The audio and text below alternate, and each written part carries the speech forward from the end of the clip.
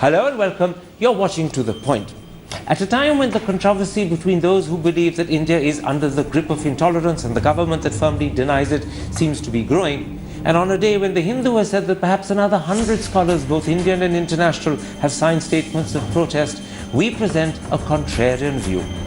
My guest is a member of Niti Ayog, a former director of the Rajiv Gandhi Institute for Contemporary Studies, and in his own right, a foremost economist, Professor Bibek Debroy. Professor Debroy, let's start with the perception that there's been a significant and marked rise in intolerance, which of course the government firmly denies, but which at least 500 and maybe now 600 authors, writers, scholars, historians, scientists and many others have actually used as an occasion to return their awards or sign statements of protest.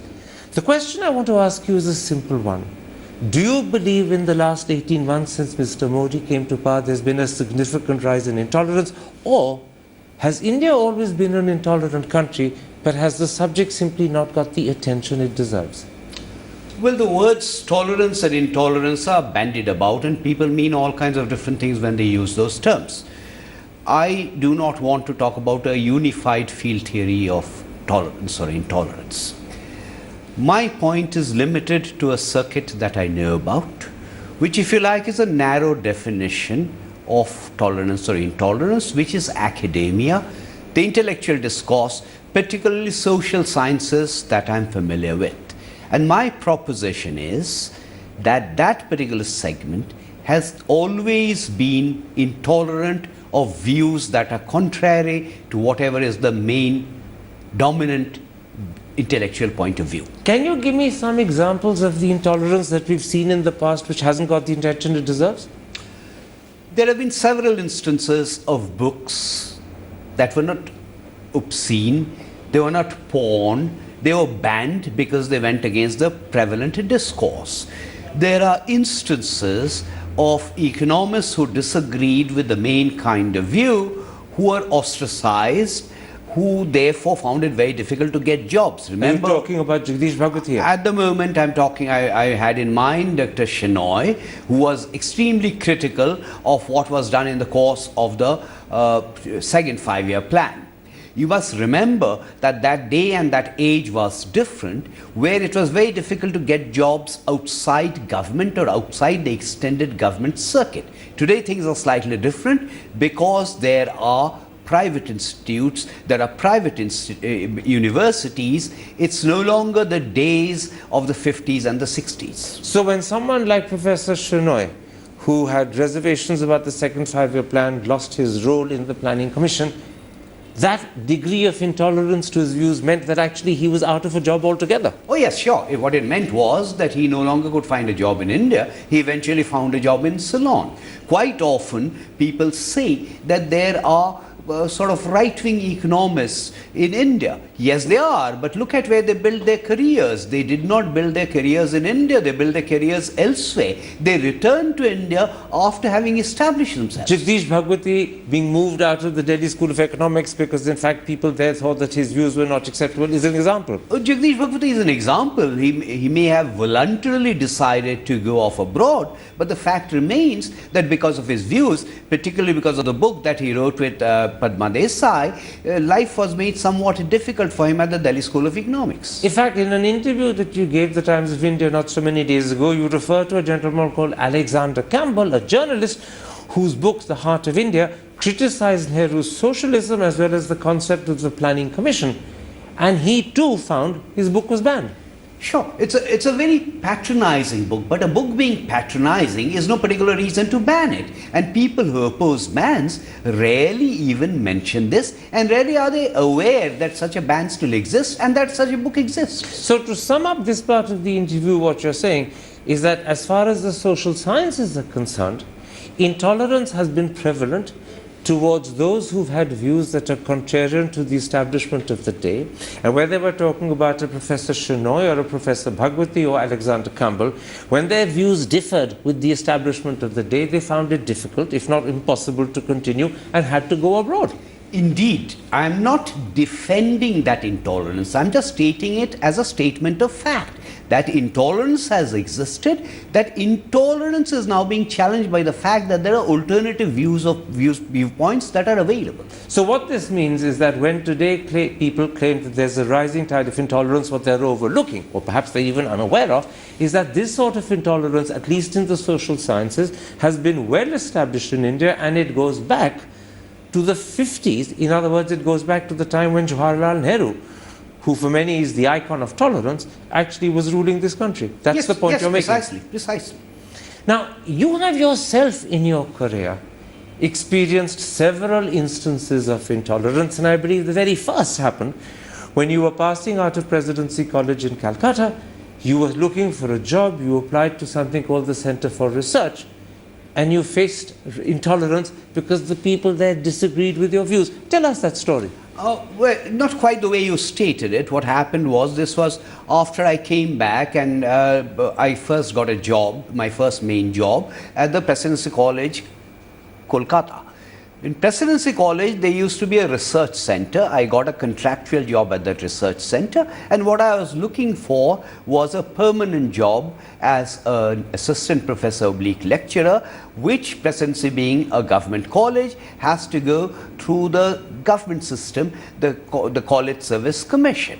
In that day and age, it was very difficult for anyone who was not left inclined to get a job in West Bengal.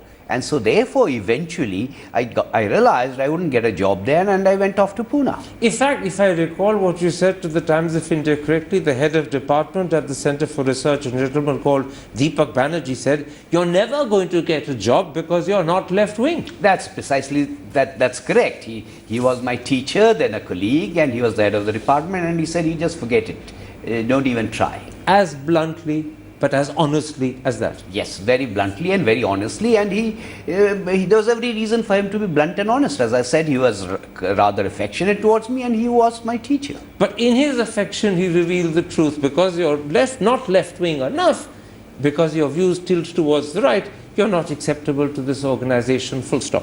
Sure, full stop. Now, in fact, during the 8 years you spent more recently as director of the Rajiv Gandhi Institute for Contemporary Studies, you experienced several instances of intolerance, and many of those, and I want to stress this, you claim were allegedly at the specific instance of Sonia Gandhi. Tell us about those. Well, I think I need to give you the background first. The Rajiv Gandhi Institute for Contemporary Studies was envisaged by Rajiv Gandhi as an independent think tank. As an independent think tank. And then he got assassinated, so it was named after Jawaharlal Nehru. In the initial days after it was set up, the Rajiv Gandhi Institute was really built up by Dr. Abid Hussain. And I succeeded Dr. Abid Hussain. Initially, during the Abid Hussain days, the Rajiv Gandhi Foundation used to fund the institute. My explicit mandate was to make the Rajiv Gandhi Institute self-financing over a period of time. By the time I left, every year it increased. By the time I left, we used to self-finance, find money for 50% of our expenditure. I argued before the governing council that I could not possibly make it self-financing. I could not possibly look for projects unless I distanced itself from the perception of it being a Congress think tank. Which you have to do if it is to be an independent think tank. Precisely. And that is the reason today if you ask someone, that person is bound to say it's a Congress think tank. Then we were moving away from that consciously because my mandate was to make it self-financing. Now come to the specific instances of intolerance that you suffered when you were director there for 8 years, which you allege happened at the specific behest of Sonia Gandhi. Tell me about those one by one. Well, there were 2 or 3 instances, but first let me explain what I think any director of any research institute should do. Any director of any research institute should not force his or her views on the institute, but should recognize that any think tank is a platform for a diverse range of views to come together. In other words, you encourage 100 or 1,000 flowers, as Mao said. That's correct. So the first instance of intolerance, so to speak, was when in 2002 I invited Dr. Sheshadri Chari, who was then the editor of the Organizer newspaper, to a conference which was on Indian polity, Indian society, Indian reforms in India. Eventually that was published in the form of a book. There were people who spoke on behalf of Mrs. Gandhi. It was not Mrs. Gandhi herself who spoke on behalf of her and said that please do not invite Sheshadri Chari. They actually rang you to say, don't invite him. That's correct. And the reason it had got out is because one of the newspapers had carried a front page item saying things like Congress think tank invites editor organizer. I stuck to my guns. It didn't cross the threshold. So this was the first instance. The second real instance which led to a breaking point was when we published a study. Can I stop you? Yeah. Because actually in your article to the Times of India a few days ago, this first instance doesn't stop with people ringing you either on their own or at Sonia Gandhi's behest to say don't invite Sheshadri Chari, which you said, no, I refuse to withdraw the invitation. It goes further. You then got a phone call, again allegedly either from Sonia or perhaps on her behalf from someone else, saying they wanted a written assurance about what Sheshadri Chari would say, and you refused to get such an assurance. I said that I have not asked anyone else to give papers in advance. I repeat, this was an academic conference. I only told them, you come and speak. Afterwards, we intend to publish a book. You will give us a paper subsequently. So since I have not asked anyone else to submit a paper, why on earth am I going to ask Sheshadri Chari to give me what he wants to say in advance? And then there was a third instance connected with this particular story. The phone rang a third time and you were asked, what happens if Chari brings up Godhra? And at that point, I'm told, several congressmen who'd accepted to attend your conference backed out, but you still stood. Well, not because of the telephone call, because remember that day it had appeared on the front page of a particular newspaper. The day it appeared, when that news item appeared, some prominent congressmen opted out because Sheshadri Chari had been invited. They were not privy to this telephone conversation that was going on. But you did get a telephone conversation saying, what happens if he talks about Godhra? And I said that he's a sensible person. He knows what the conference is about. Why on earth is he going to come and talk about Godhra? On the other hand, if he did wish to talk about Godhra in some connection, he has a right to do so. Oh yeah, sure. He never did. I mean, because it would have been completely irrelevant. As a result of these three phone calls about Sheshadri Chari, were you at any time explicitly told, if Chari comes, you're going to lose your job? No, never. It wasn't pushed to that point? Never. It was never pushed to that point before 2005. So Chari did come, the conference went held, and you continued as director for several years thereafter. That's correct. Come then to the second instance that you say happened in 2005. The second instance actually concerns a paper that I and a colleague named Dr. Lavish Bhandari did, undertaking a study of an economic freedom rating of states in India. This was published in the year 2004. No one objected until 2005. And what happened in 2005? What happened in 2005 was that municipal elections were on in Gujarat, and this economic freedom rating had ranked Gujarat as number 1. It was purely an economic freedom rating, and all hell broke loose. When you say all hell broke loose, explicitly tell me what happened. Well, what happened was, I was told that henceforth, because it had got into the newspapers, it had gone into media, I was told that any publication by the Rajiv Gandhi Institute will henceforth have to be politically vetted. Who said this to you? This was sent to me signed by Mrs. Gandhi, Mrs. Sonia Gandhi, who was the chairperson, on a standard green sheet of paper. So Mrs. Gandhi herself, in writing, which she signed, actually told you all future papers have to be vetted by the Congress party. All future publications have to be politically vetted. And this instruction totally contradicts, if not undermines, the intention that this should be an independent think tank. Yes, but let me mention two other factors which it is very important to remember. The function of any think tank, the function of all media, is inherently anti-government, because you are critical of policies, and most of these policies concern the incumbent government. For the bulk of the period that I was there, right till 2004, it was the NDA government. And I presume the Congress party was quite happy with the fact that I was critical of the NDA government. Because they were their opponents. And it began to change in 2005, and had it not been this Gujarat episode, I think I would have at some point had to leave in any case. But let me quickly mention something else. But before you carry on, I just want to underline for the audience, the great change in Sonia Gandhi's attitude happened is that when she discovered that you were being critical, no longer of the NDA because they weren't in power, but of Congress, which she headed, because Congress was in power. And she couldn't accept a think tank that in some senses she supported and controlled, even though she alleged and claimed that it was independent, being critical of her government. Let me mention another factor which is really so bizarre. The director of any research institute, whichever be the research institute, is going nuts hunting projects, trying to raise money, particularly because he or she has to also cover the overhead costs. This is what I struggled with for 8 years.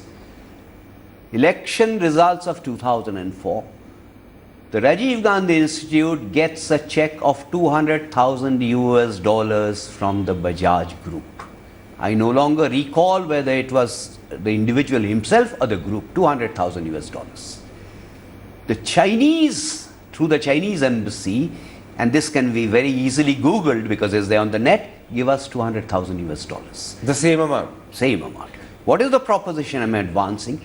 As long as there was a funds crunch, it was probably important for the institute to be independent because you needed projects.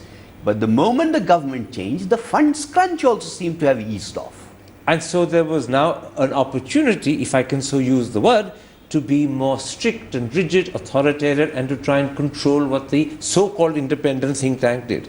Those are your words, but I agree with them. So there were two factors that affected Sonia Gandhi's attitude towards what was meant to be an independent think tank, and I keep repeating it, it was meant to be independent. One, that you now were criticizing the government of the day, which was her government, no longer her opponents. And secondly, she now had the money. The think tank didn't need to earn its way by proving it was independent. I'm just flagging those two additional factors in addition to what I just said earlier. Now, what you said to the Times of India in that interview actually goes a step further.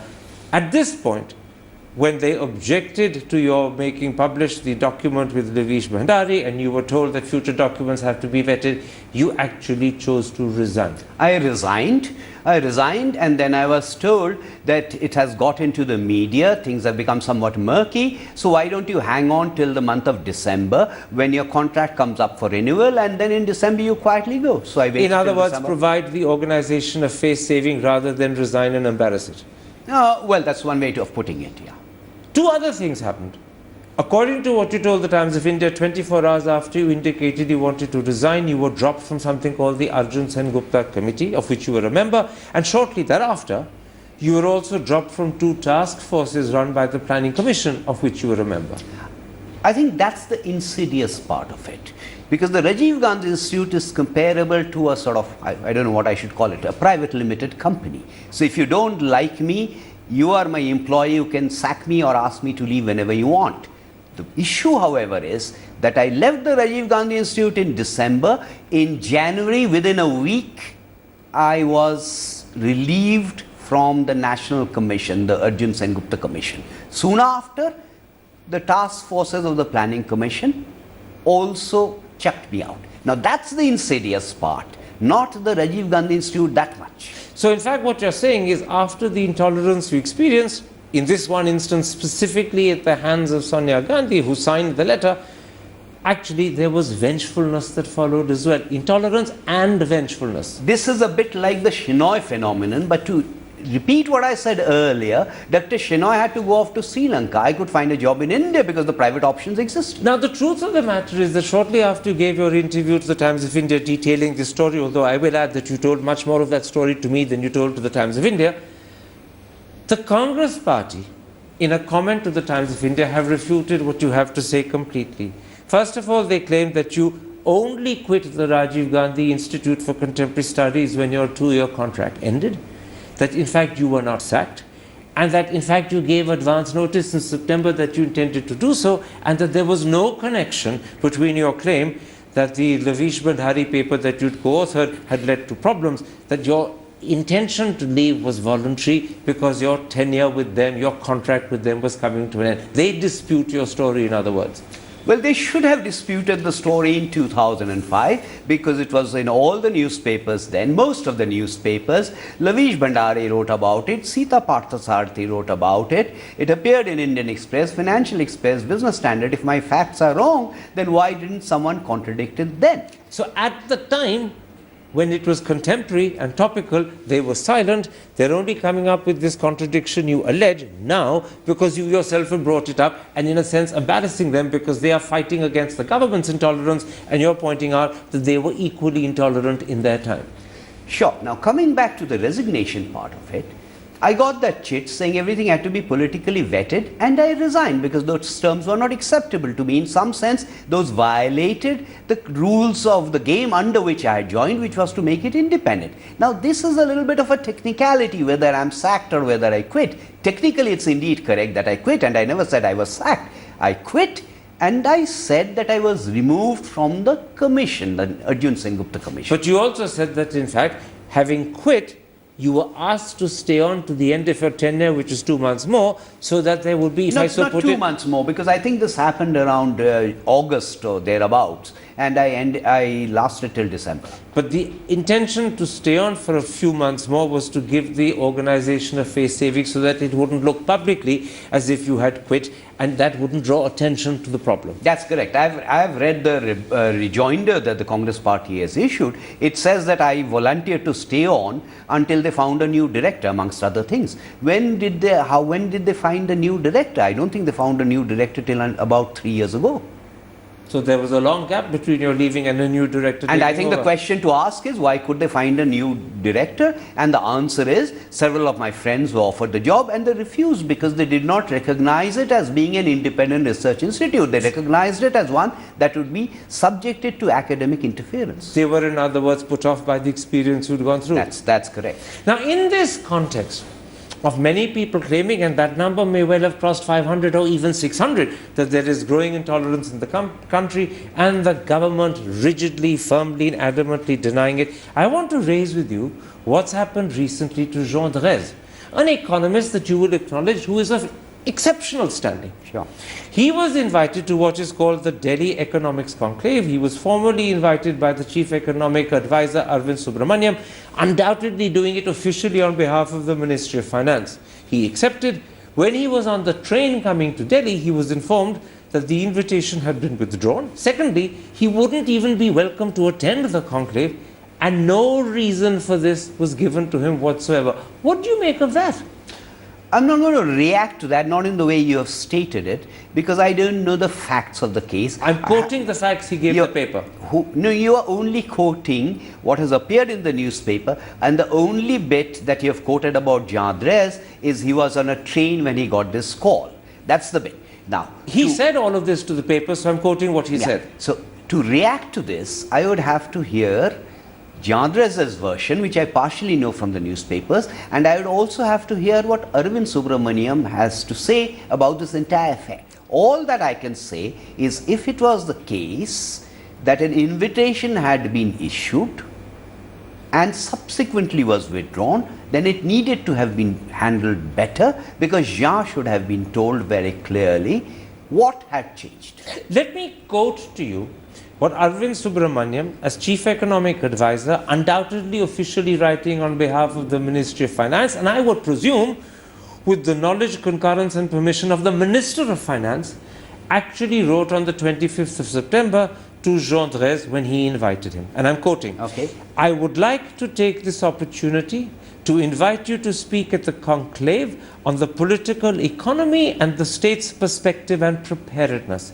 And then Subramaniam adds, your presence will be of immense value to us, and I hope that you will agree to participate. What I find odd, I completely agree with the tone and the spirit of that letter. but what I find odd is this, that if you invite someone saying your presence will be of immense value, how then do you decide that actually you don't want him to participate, you don't even want him to attend, and you give no explanation? That is a huge sea change. All I am looking for is there must have been a subsequent letter or some subsequent communication by Arvind Subramaniam explaining what had happened. Well, Arvind Subramaniam was questioned by the Times of India, and Arvind Subramaniam said that Drèze had been dropped And wait for it, because this is gobbledygook of the worst variety said by the chief economic advisor. And frankly, I think it will embarrass him when he finds out this is what he said to the paper. He said he had been dropped because of, I'm quoting, last-minute adjustments. Last-minute adjustments sounds like an extremely poor excuse, if not a rude way of dropping an eminent economist. All I can say is, look, I can't speak on behalf of Arvind Subramaniam, who's also a friend. All I can say but you is can speak on your behalf, yes, and you can yes, voice your opinion yes, as an yes, honest man. Yes. If I had invited Jean Drèze, I would have stuck to that invitation, come what may. Is it therefore intolerance to drop a man like Jean Drèze and claim to the Times of India that the reason is, and I'm quoting again, gobbledygook, last-minute adjustments? I don't understand that expression, so I will repeat what I said earlier. Arvind must have had his reasons, and they had better be good reasons, and he certainly should have handled it better, explained to Jean what had happened, and as I said, had I invited Jean, and I think Jean brings a lot of value addition, I would have stuck to it. Two follow-up questions.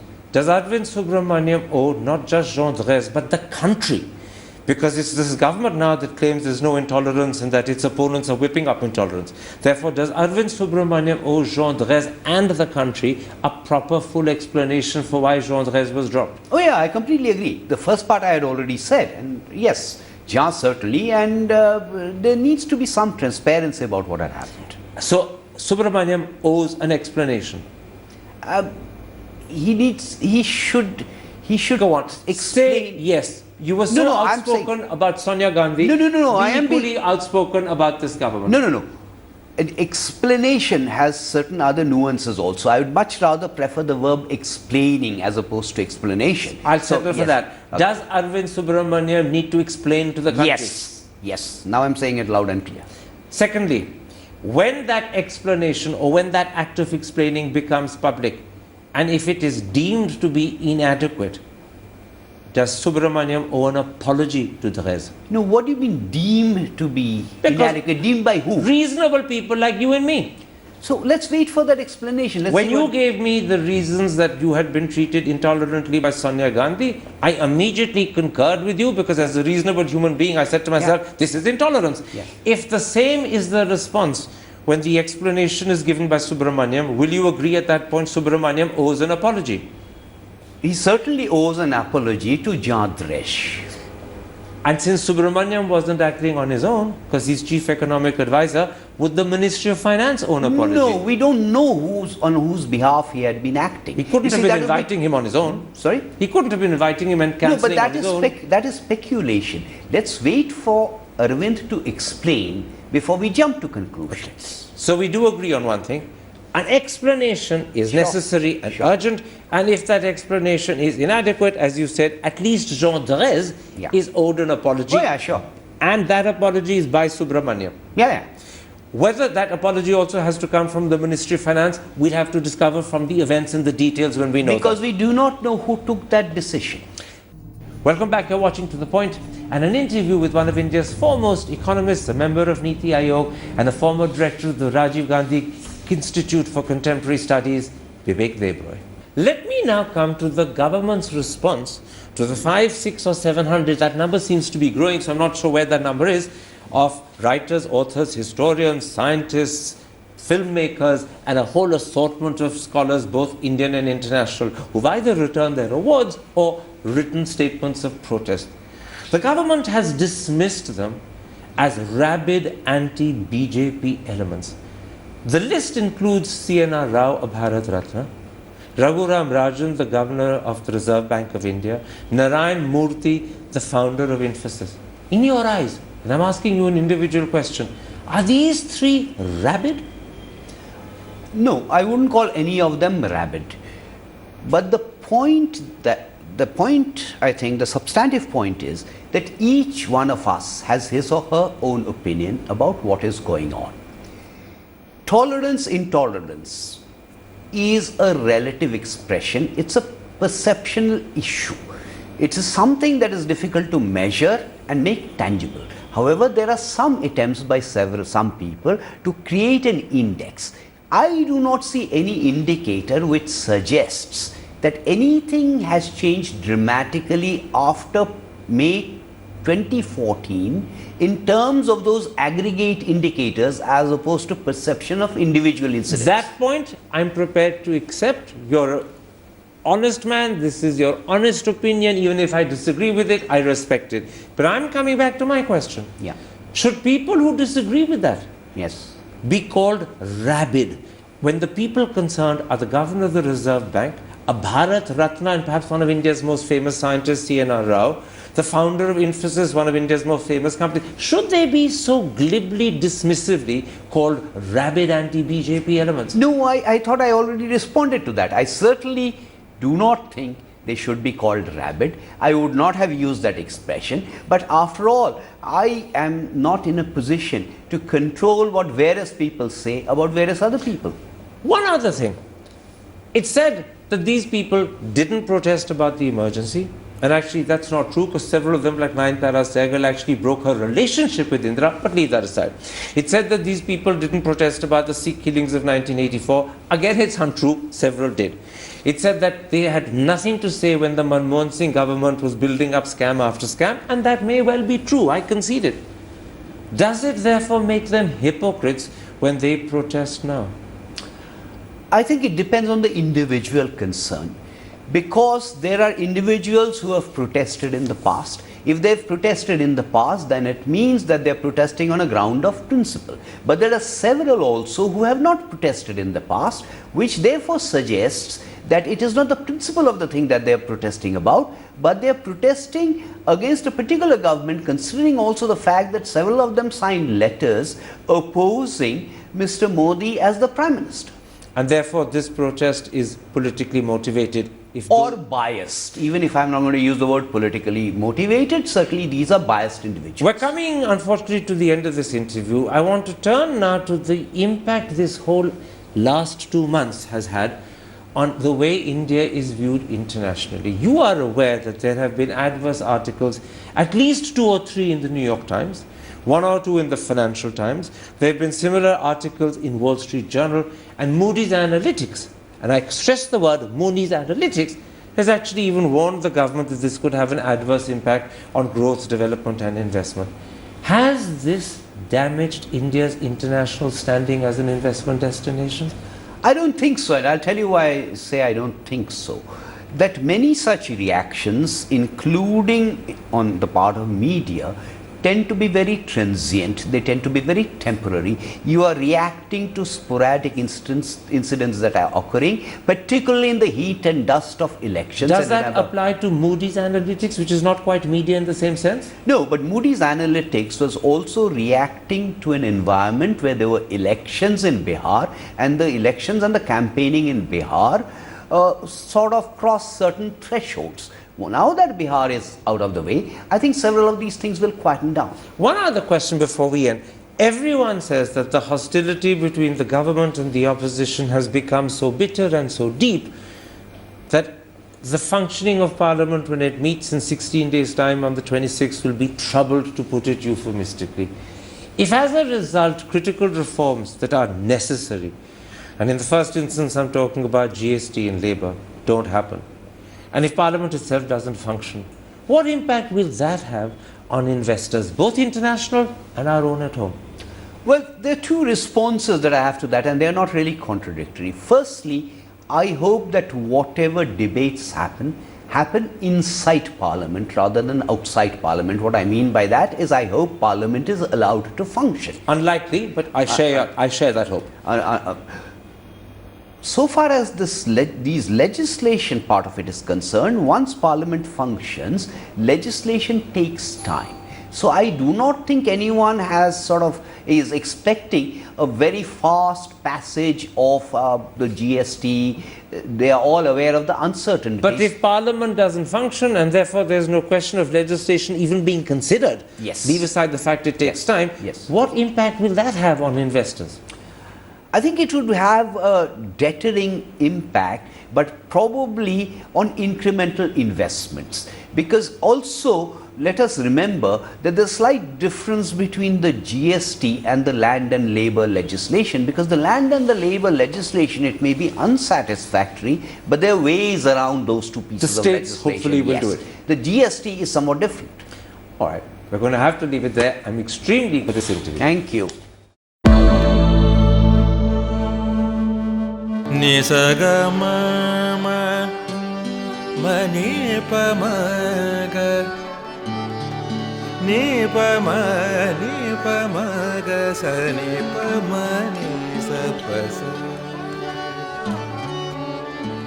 जहाँ तक यादें याद आती रहेगी